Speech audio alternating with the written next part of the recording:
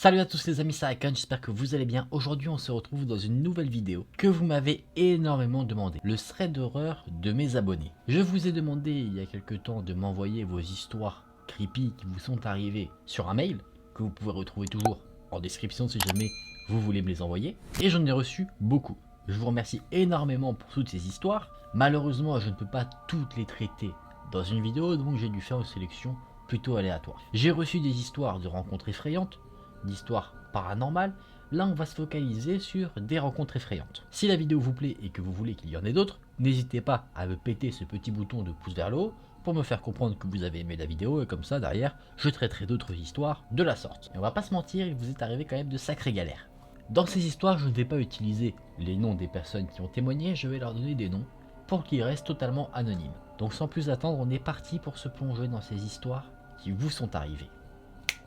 Dans ce premier témoignage, on va voir le récit de Alex. Alex avait 17 ans au moment des faits et on était à la première semaine de la rentrée en septembre.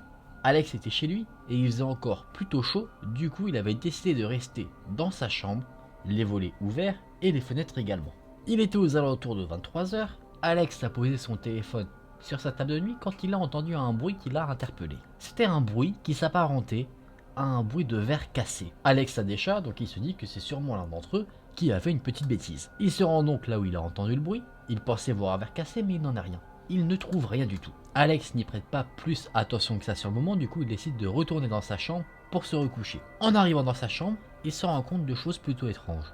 Sa chaise avait bougé, elle n'était plus au même endroit que là où il l'avait laissée en quittant sa chambre. Fatigué, Alex ne réagit pas encore. Il se dit que peut-être qu'il a tapé dedans en se levant pour aller voir d'où venait le bruit qu'il avait entendu, donc il met pas ça sur le fait qu'il y ait peut-être quelqu'un ou un truc paranormal ou quoi que ce soit. Alex va dans son lit, il s'allonge et il se dit tiens, je vais regarder si ma petite amie m'a envoyé un message. Il tend donc sa main sur sa table de nuit pour attraper son téléphone, mais là, il ne sent rien. Son téléphone n'est plus là. Il a totalement disparu. Alex est habitué à ce que son téléphone tombe ou qu'il le laisse à un endroit et il oublie l'endroit où il l'a laissé, du coup, il prend son Mac et active la localisation de son téléphone. Il voit que le téléphone est localisé juste devant chez lui. Étrange, tu te dis que le téléphone soit dans la chambre. Oui, mais pourquoi il est à l'extérieur de la maison? Ça commence déjà un peu à puer. Alex réagit directement. Il se dit quelqu'un a dû s'infiltrer dans ma maison. Il décide de fermer sa fenêtre et ses stores. Il se précipite dans la cuisine pour se saisir d'un couteau, pour se défendre, on sait jamais. Il retourne dans sa chambre et il décide d'observer à l'extérieur. Il n'avait pas des stores mécanique, vous savez, qui offre vraiment aucun aperçu de l'extérieur. Il avait des stores qu'on pouvait un peu écarter pour regarder justement ce qu'il y avait dehors. Alex ne voit rien du tout. Et il pense à une chose. Juste en face de sa chambre, il y a une chambre d'amis qui n'a pas de store. On a une visibilité totale sur l'intérieur de la maison, mais encore sur sa chambre. C'est-à-dire qu'au travers de la fenêtre de la chambre d'amis, on pouvait apercevoir l'intérieur de la chambre d'Alex, en regardant un peu en profondeur. Alex se retourne, il regarde de sa chambre vers la chambre d'amis, il regarde plus attentivement et il regarde ce qu'il y a au travers de la fenêtre de la chambre d'amis, et il voit un homme, dans les 40-50 ans, qui le regarde, qui s'éclaire avec un téléphone, que Alex reconnaît comme son téléphone, un peu comme si on racontait une histoire d'horreur, et qui lui sourit. Alex est tétanisé, et l'homme lâche son téléphone et s'enfuit. Alex n'a plus jamais revu cet homme, il a parlé de cette histoire à ses parents qui ont du coup installé des stores sur toute la maison, pour pallier ce problème de visibilité qu'il y avait quand même. Et voilà ce que pense Alex vis-à-vis de cette histoire. Il pense qu'il y avait non pas un, mais deux hommes. Et qu'en fait, un homme, complice de la personne avec le téléphone, aurait éclaté une bougie qu'il y avait devant la maison de Alex pour réveiller le jeune homme pour qu'il se lève et qu'il quitte sa chambre. Comme ça, l'autre homme, par la fenêtre laissée ouverte, aurait pu s'infiltrer dans la maison, se saisir du téléphone et partir. Il y a néanmoins quelques petits détails qui m'interloque un petit peu. Tel était le but de ces hommes. Est-ce que c'était faire une farce malsaine, vous en conviendrez? Est-ce que c'était le cambriolage? On ne sait pas. Cambriolage, on peut y croire un peu moins parce que pourquoi lâcher le téléphone à ce moment-là? Peut-être qu'il a vu que c'était un téléphone d'une certaine marque et du coup il y aurait la localisation, du coup il n'a pas pris de risque. C'est possible. En tout cas, Alex, si tu te reconnais, merci à toi pour ton témoignage. J'espère que j'ai retranscrit au mieux la situation dans laquelle tu t'es trouvé et j'espère que cette histoire, bien que sûrement traumatisante, n'impacte pas trop ta vie encore ces jours-ci. Dans cette seconde histoire, je vais vous présenter le témoignage de Charlotte. Il y a des années, au moment des faits, Charlotte avait 13 ans. Elle habitait dans une petite ville, elle menait une vie totalement normale et elle prenait des cours de piano au conservatoire de sa ville. Elle était au collège, du coup ses cours se déroulaient le mercredi après-midi, une activité extrascolaire totalement classique. Tout se passait au mieux, et la professeure de musique, qui était très gentille, a demandé à Charlotte à un moment donné si elle pouvait décaler ses cours de piano non pas comme c'était prévu le mercredi après-midi, mais plus tard, en fin de journée en tout cas. Charlotte, qui se trouvait suffisamment grande pour pouvoir aller à son cours toute seule, a accepté parce que le mercredi après-midi c'était sa mère qui l'emmenait, et à cause de son travail, le soir elle ne pouvait plus l'emmener. Du coup Charlotte était dans l'obligation, si elle voulait aller à son cours de piano, de s'y rendre totalement seule à pied. Donc vient le jour, la première fois où Charlotte doit se rendre au cours décalé à la fin de la journée. On était à la fin du mois d'octobre, Charlotte est partie de chez elle, vous savez la nuit commence à tomber de plus en plus tôt, donc il commençait déjà à faire nuit. Charlotte n'était pas du tout apeurée, elle était d'ailleurs plutôt excitée parce qu'elle avait l'impression de faire un peu comme les grands, sortir un peu le soir. Charlotte, étant jeune, elle avait 13 ans au moment des faits, on le rappelle, était certes joyeuse à l'idée d'aller à son cours tout seul de nuit, mais elle avait quand même un peu d'appréhension, ce qui fait qu'elle marchait quand même d'un pas assez rapide. Donc, le fameux jour où elle allait se rendre à son cours de musique le soir, son trajet se passait au mieux, et à un moment donné, elle est passée un peu au centre de sa ville. Elle avait les écouteurs dans les oreilles pour se détendre, elle est passée devant des petites boutiques, des magasins, et à un moment donné, elle est passée devant un bar. À ce bar, il y avait plusieurs hommes attablés qui buvaient et qui riaient. Ils parlaient un peu bruyamment et en passant à côté d'eux, Charlotte a eu l'étrange sensation d'être observée. Sans se retourner, Charlotte a continué son chemin et Charlotte est arrivée, sans encombre, au conservatoire pour faire son cours de musique et après son cours, elle est rentrée et rien d'anormal ne s'est passé. Quelques semaines ont passé, Charlotte a pris de l'assurance sur son trajet. Tout se passait bien donc pourquoi il en aurait été autrement? Mais un jour, sur le chemin du retour après son cours de musique, il s'est passé quelque chose qui l'a littéralement traumatisée. Elle a eu, à mi-chemin entre le conservatoire et chez elle, la désagréable impression d'être suivie. De temps en temps, Charlotte se retournait pour vérifier si cette sensation était justifiée ou pas, mais elle ne voyait rien du tout. Nerveuse, elle a accéléré le pas, et à un moment donné, elle a eu un frisson. Quelque chose de glacial qui l'a mis extrêmement mal à l'aise. Son instinct lui indiquait qu'il y avait quelque chose, un danger derrière elle. Elle s'est retournée brutalement, et c'est là qu'elle a vu quelque chose qui, je pense, en aurait mis mal à l'aise plus d'un. À quelques centaines de mètres derrière elle, il y avait un homme. Charlotte s'était stoppée net, et l'homme en avait fait de même. Étrange d'effectuer une action, et que la personne derrière nous fasse exactement la même chose. On dirait que cet homme était clairement en train de la suivre. On a le droit à une description de cet individu, un œil de taille moyenne, dans la trentaine, les cheveux bruns, habillé d'un jean et d'un blouson, quelque chose de totalement normal. Charlotte reprend son chemin et accélère le pas. La distance entre les deux personnes était quand même relativement courte, ce qui fait que l'homme, bien que Charlotte marchait rapidement, aurait fait un sprint et l'aurait rattrapé. Mais il ne l'a pas fait. Charlotte ne s'est pas enfuie en courant, elle ne voulait pas montrer à cet homme qu'elle était totalement terrorisée. Fort heureusement, sur le trajet de Charlotte, il y avait une petite montée, et une fois que Charlotte l'aurait dépassée, elle ne serait plus visible directement par l'homme. Et là, elle pourrait prendre ses jambes à son cou, et éventuellement se cacher. Charlotte dépasse donc cette petite montée, et elle commence à sprinter. Au bout d'un moment, elle décide quand même de tester pour voir si l'homme la suit réellement ou est-ce qu'elle se fait simplement des films. Elle traverse précipitamment la rue de l'autre côté. En gros, elle change de trottoir pour être cachée derrière des voitures, observer la situation sans être vue. Et effectivement, Charlotte a bien revu cet homme. Et également, cet homme, sans aucun doute, la recherchait. Il jetait des coups d'œil aux alentours pour essayer de l'avoir de nouveau dans son champ de vision. Malheureusement pour Charlotte, l'homme, à un moment donné, a réussi à retrouver sa trace. Il allait traverser également, mais une voiture est passée par là, ce qui fait que ça l'a bloqué dans sa traversée. Charlotte a repris sa course, elle essaye tant bien que mal de semer l'homme, elle rechange de trottoir et l'homme fait de même. Bien qu'il y avait de la circulation, l'homme n'en démord pas, il la suit toujours avec acharnement. Et Charlotte, bien sûr, jette des coups d'œil de temps en temps derrière elle, ce qui l'oblige toujours à continuer sa course pour se mettre en sécurité. Charlotte arrive enfin au portail de sa résidence, et c'était pas encore une résidence très moderne. On pouvait rentrer dedans, il n'y avait pas de badge ou de digicode. Charlotte a vraiment à ce moment-là l'esprit totalement embrouillé. Elle se dit, est-ce que l'homme me suivait réellement? Est-ce qu'il y avait réellement un homme? Elle ne sait plus forcément où elle en est encore dans sa tête. Ce qui est, je pense, totalement normal parce que tu penses d'abord à ta survie, si jamais il y a vraiment un danger, plutôt que de te dire, tiens, est-ce que j'ai rêvé ou pas? Charlotte a passé son portail, elle a croisé des gens mais elle était trop apeurée pour leur parler. La seule chose qu'elle voulait c'était rentrer chez elle pour être dans la sécurité de sa maison. Charlotte n'en est pas sûre parce qu'elle était trop pressée de rentrer chez elle, mais elle a l'impression que l'homme s'est arrêté devant le portail car il devait penser qu'il fallait taper un code ou avoir un badge pour rentrer sur les lieux. Charlotte, à partir de là, fait des suppositions. Les personnes qu'elle avait croisées en courant, eux, sortaient de la résidence, du coup ils allaient ouvrir le portail, donc elle suppose que cet homme aurait pu rentrer à ce moment-là. Donc elle ne décide pas de s'attarder sur la situation et décide de continuer à foncer pour rentrer chez elle. Elle arrive finalement chez elle, elle rentre dans son appartement, elle ferme la porte et elle regarde par le Judas pour voir si l'homme l'a suivi, et fort heureusement, elle ne voit personne. Plus tard dans la soirée, sa mère est rentrée et elle lui a raconté tout ce qui s'est passé. Elle dit à sa mère qu'elle ne veut plus sortir seule dans la rue, ce qu'on peut comprendre totalement, et cette situation a tellement choqué Charlotte qu'elle a même peur d'aller à l'école le lendemain, alors que ce serait en pleine journée. Parce qu'en plus de ça, l'homme l'a suivi jusqu'au portail de la résidence, donc bien qu'il ne sache peut-être pas où est son appartement, il sait néanmoins où se trouve la résidence. Cette nuit-là, bien sûr, Charlotte n'a pas très bien dormi, et après avoir lourdement insisté, sa mère l'a déposée en voiture à l'école le lendemain, pour qu'elle y aille totalement sereinement. Charlotte est rentrée de l'école à pied, elle n'a pas revécu de moments dangereux comme ça. Naturellement, vu que tout ça s'est passé dans la tranche horaire où elle avait son cours de musique, Charlotte avait peur d'y aller, de s'y rendre, et sa mère avait l'impression qu'en fait, elle inventait une excuse pour tout simplement ne plus aller à son cours de musique. Après avoir beaucoup insisté, la mère de Charlotte, ne pouvant pas l'accompagner à son cours de musique à cause de son travail, a appelé sa professeure de musique pour lui demander si elle pouvait avancer son heure de cours. En plus de ça, elle a appelé la police pour demander de patrouiller dans la zone, dans la tranche horaire où elle avait ce fameux cours de musique, pour, au cas où, interpeller un individu qui la suivrait. La mère de Charlotte, pour avoir un maximum de sécurité, demande également au grand-père de suivre Charlotte en voiture, au cas où. Ce jour où Charlotte s'est rendue à son cours de musique, qui avait été décalé, il ne s'est rien passé. Mais Charlotte était quand même totalement anxieuse. Mais elle n'a pas revu cet homme, ce qui est plutôt tant mieux. Mais ça ne s'arrête pas là. Bien sûr, ne s'étant rien passé, les policiers et les grands-pères ont remis un peu en doute la parole de Charlotte. Ils lui ont dit qu'elle avait sûrement inventé toute cette histoire, ou qu'en tout cas il n'y avait pas de danger, rien à craindre. Je pense que ça fait un peu mal qu'on te dise qu'il n'y ait aucun danger alors que tu as vécu une situation clairement traumatisante. Le problème de Charlotte n'est donc pas réglé. Mais sa mère la croit, elle fait confiance à sa fille, fort heureusement.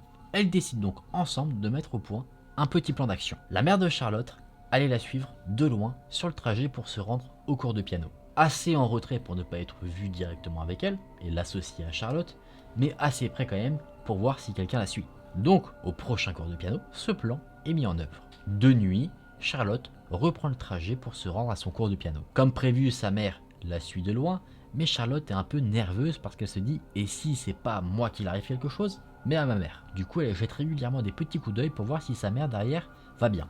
Tout allait bien, jusqu'à mi-chemin du trajet. Un homme a traversé la route et a commencé à suivre Charlotte. Il était devant la mère de Charlotte, du coup la mère, elle voyait clairement l'homme qui suivait sa fille. Et physiquement, cet homme ressemblait énormément à l'homme qu'il avait suivi précédemment. La mère l'a reconnu, parce que Charlotte lui en avait fait une description physique, et du coup, Charlotte, pour vraiment valider que c'est lui, fait un signe sur lequel elle s'était mis d'accord, au cas où que l'homme se remettait à la suivre. La mère est bien sûr choquée de ce qui se passe, elle s'arrête net. Mais l'homme n'était pas aussi bête que dangereux. Il a compris ce qu'il se tramait, qu'il était tombé en quelque sorte dans un piège. Il a grimacé, il a grogné quelque chose, il a fait machine arrière. Il se dirigeait vers la mère de Charlotte. Charlotte, qui a vu ce qui se passait, a pris peur, il s'est dit « il va attaquer ma mère », elle a donc couru vers sa mère. Sauf que l'homme n'en a rien fait. Quand l'homme est arrivé au niveau de la mère, il lui a tapé dans la main en disant, avec un sourire de maniaque, « bien joué ». L'homme a continué son chemin et il est parti. Les malheurs de Charlotte se sont arrêtés ici. Pendant des mois, bien sûr, elle était totalement terrorisée, elle avait peur de sortir seule, mais elle ne l'a plus recroisé. Elle n'a plus jamais entendu parler de lui et ne l'a plus jamais revu. Elle a continué ses cours de piano, mais sa mère, ayant vu vraiment ce qui se passait, ne l'a plus laissé faire le trajet de nuit totalement seule. Charlotte n'en a plus entendu parler jusqu'à quelques années plus tard, quand elle était cette fois-ci au lycée. Elle a appris qu'à la même période où elle avait fait cette rencontre malheureuse, des jeunes filles de son âge, à l'époque, 12-13 ans, qui allaient au même collège qu'elle, se sont fait enlever après l'école et abuser. Et elle a également appris que cet homme était l'auteur de ces agressions et qu'il avait été coincé car certaines des filles qu'il avait agressées étaient tombées enceintes. Comme beaucoup de victimes, les jeunes filles qui avaient été attaquées n'ont pas osé parler de ce qui leur était arrivé. C'est seulement grâce à une des filles qui a été attaquée, une fois que sa grossesse a été révélée, que l'homme a été coincé parce qu'elle a raconté ce qui s'était passé. Et ce qui a été aussi très surprenant, et c'est là qu'il y a un message de prévention au travers de cette histoire, c'est que l'homme, auteur de tous ces malheurs, toutes ces actions malsaines et abominables, était un homme totalement normal. Il avait une vie banale, une femme, des enfants, et la description qui a été faite de l'homme quand Charlotte a entendu du coup cette révélation correspondait à l'homme qui elle l'avait suivi. Elle se dit que peut-être, si jamais elle avait été attrapée par l'homme qui la suivait, elle aurait eu un sort des plus terribles. Le message de prévention qu'il y a justement à la suite de cette histoire, c'est que si vous pensez être suivi, n'hésitez pas à en parler et à le signaler, que ce soit à vos parents, à vos proches, à la police, à tous ceux qui pourraient faire pencher la balance et vous mettre un peu plus en sécurité. Ça peut être aussi des professeurs. Bien sûr, faites attention. La nuit quand vous sortez, restez vigilant, restez en alerte. Déplacez-vous si vous êtes mineur en groupe idéalement, et ne vous mettez jamais dans une situation de danger. Si par exemple vous êtes suivi par ce type de personne, n'allez pas le confronter. Cherchez juste à vous mettre en sécurité le plus rapidement possible. En tout cas, toi qui m'as envoyé ce témoignage, j'espère que j'ai raconté au mieux ce que tu as vécu et ton ressenti. J'espère qu'aujourd'hui cette histoire ne t'impacte pas trop, que tu as réussi à aller de l'avant et que maintenant tu vis ta meilleure vie. Mais en tout cas, merci à toi d'avoir partagé ce témoignage vraiment terrible. On va conclure par une dernière histoire. L'histoire de Nathalie. Nathalie était au lycée, en terminale, et vous savez, parfois des lycéens vivent dans l'internat à côté du lycée. C'était le cas de Nathalie. À l'internat, il y avait une heure de couvre-feu, une heure à laquelle les lumières devaient éteindre, on n'avait plus de téléphone, on devait aller dormir, et les chambres de cet internat étaient faites de manière assez atypique ou particulière, en tout cas moi perso je n'ai jamais vu comme ça, dans ce que j'ai pu déjà voir. C'était pas des grandes chambres, ou un dortoir collectif, c'était des sortes de petits box cloisonnés par des parois très fines et du coup ça faisait peut-être 2 mètres. Il n'y avait pas de porte, juste un rideau, c'était pas tout confort, on va pas se mentir. Le soir des faits, Nathalie va se coucher tranquillement, elle s'endort vers minuit 30 à peu près, elle n'avait pas son téléphone parce que les téléphones devaient être donnés à une surveillante pour que les jeunes gens qui dormaient à l'internat ne surfent pas sur internet toute la nuit. Et aux alentours de 2 h du matin, Nathalie se réveille parce qu'elle entend son rideau, qui faisait office de porte, s'ouvrir. Elle pense que c'est la surveillante qui veut lui dire quelque chose, du coup elle attend que la surveillante lui parle, mais elle n'entend rien du tout. Déjà là elle se dit, c'est bizarre. Nathalie était couchée sur le côté, du coup regard plongé vers un mur, elle sent comme si quelqu'un se penche juste au-dessus d'elle. Nathalie a un peu peur, elle fait semblant de dormir. Elle ne fait aucun signe pour montrer qu'elle est réveillée. Elle sent une sorte de pendentif qui lui frôle un peu l'oreille, elle entend le bruit un peu un gling-gling, et la personne reste 30 bonnes secondes au-dessus de Nathalie. De quoi te mettre un sacré coup de pression. La personne qui était au-dessus de Nathalie s'écarte et elle commence à avancer vers une fenêtre. Nathalie essaye de se retourner discrètement pour voir si elle reconnaît cette personne. Malheureusement, pas du tout. Elle ne voit pas l'identité de la personne, elle voit juste que cette personne tient quelque chose dans la main. Elle ne sait pas dire quoi. La personne qui s'était introduite dans le box de Nathalie regarde le volet à côté de la fenêtre, s'adosse contre le mur et la regarde pendant 5 minutes, sans faire aucun bruit. Nathalie a l'impression que la personne part, parce qu'elle entend des bruits, mais elle n'ose pas se retourner pour vérifier au cas où que la personne soit bien là. On sait jamais, sécurité avant tout. Nathalie arrive à se rendormir, et le lendemain, à 7 h, elle est réveillée par les surveillantes, comme d'habitude. Elle s'habille, elle récupère le téléphone, et ensuite elles vont au réfectoire pour manger leur petit déjeuner. Les amis de Nathalie remarquent qu'elle n'est pas dans son assiette. Elle leur explique ce qui s'est passé, et ses amis ne la croient pas. Elles lui disent « t'as fait un mauvais rêve ». Mais quelque chose va confirmer ses doutes, c'est qu'une des surveillantes va voir une élève qu'on va appeler Anna et elle lui demande pourquoi elle avait un couteau dans son box. On pense que c'est elle qui était dans le box de Nathalie. Cette fameuse élève, Anna, qui n'a jamais posé aucun problème, n'a pas été sanctionnée plus que ça, on lui a juste mis 2 heures de colle. Mais 2 jours plus tard, les parents de la jeune Anna ont appelé l'internat pour s'assurer que leur fille prenait bien son traitement parce qu'elle faisait des crises de somnambulisme. Nathalie comprend tout. Elle se dit qu'en fait la Anna, pendant une de ces crises où elle était somnambule, est descendue dans les cuisines, a pris un couteau et est remontée. Et ensuite elle a effectué toutes les actions qui ont apeuré Nathalie la fameuse nuit au moment des faits. Bien sûr Nathalie n'accuse pas Anna comme ça, elle reconnaît sa démarche, elle remarque son pendentif. La personne se trouvant assez près de la nuit des faits, elle a pu sentir son odeur corporelle qui était la même que celle de Anna. Donc voilà, il n'y a plus forcément beaucoup de doutes possibles. On met fin à ce témoignage ici. Qu'est-ce qui se serait passé si Nathalie avait confronté Anna? Parce qu'on dit généralement qu'il ne faut pas réveiller un somnambule, peut-être que ça aurait dégénéré, on ne sait pas. Ça peut rester un mystère. En tout cas, j'espère que la Anna va mieux, du coup, que ses crises sont réglées. Je sais pas si ça se soigne vraiment ou pas, mais du coup, j'espère que ça va mieux. Parce que si tu peux mettre en danger la vie d'autrui en dormant, je pense que c'est un problème très relou. En tout cas, toi qui as fait ce témoignage, j'espère que j'ai bien retranscrit ton état d'esprit pendant ce moment-là. J'espère que ça t'a pas trop non plus traumatisé toi aussi de vivre ça et que tes autres nuits maintenant sont beaucoup plus sereines. En tout cas, je te remercie d'avoir partagé ton histoire avec moi. Les amis, on en a fini pour ce thread d'horreur spécial abonné. On enlève cette lumière rouge qui nous fait peur et on revient dans une ambiance beaucoup plus sereine et on se met en sécurité parce que là, on en a bien besoin. Des histoires terrifiantes. Ce qui est d'autant plus terrifiant, c'est que ce sont des histoires réelles. Je vous fais confiance pour ça, que vous ne m'ayez pas raconté des histoires fictives qui ne vous sont pas arrivées. Du coup, on va partir du principe, bien sûr, que tout est réellement arrivé, on va pas douter de ça. Mais du coup, ce qui est effrayant, c'est que tu te dis, ça arrive à des personnes comme vous, comme moi, ça arrive à des abonnés. C'est ça qui est assez effrayant. Ça n'arrive pas que forcément dans la fiction. Et ça, c'est assez incroyable. De te dire que la malsénité des gens, la dernière histoire, mais c'est un peu à part parce que tu as ce fameux problème de crise de somnambulisme. Donc je ne sais pas si la personne avait vraiment envie de faire ça. Du coup, pour les autres personnes qui ont vécu des actes traumatisants, tu vois, qui sont victimes d'autres personnes qui ont des ambitions totalement malsaines. Mais en tout cas, vous avez été très courageux de témoigner. Vous inquiétez pas pour ceux qui ne sont pas forcément passés dans la vidéo. J'en referai d'autres parce que j'en ai reçu plein et de plusieurs types et du coup, ça me donne bien envie de continuer. Donc c'est pas parce que vous n'êtes pas passé dans cette vidéo que vous passerez jamais. Retenez bien ça. C'est juste que j'ai dû faire un choix parce que faire une vidéo d'1 heure, le montage, ça risque d'être compliqué derrière. Bien sûr, l'adresse mail pour m'envoyer vos témoignages d'expériences qui vous ont traumatisé reste active, je regarde vos petites histoires, donc n'hésitez pas à partager vos histoires si jamais vous souhaitez que je les raconte éventuellement en vidéo. Les amis, j'espère que cette vidéo vous a plu, si c'est le cas, n'hésitez pas à liker la vidéo et à vous abonner à la chaîne. Nous on se retrouve très vite dans une prochaine vidéo. Salut!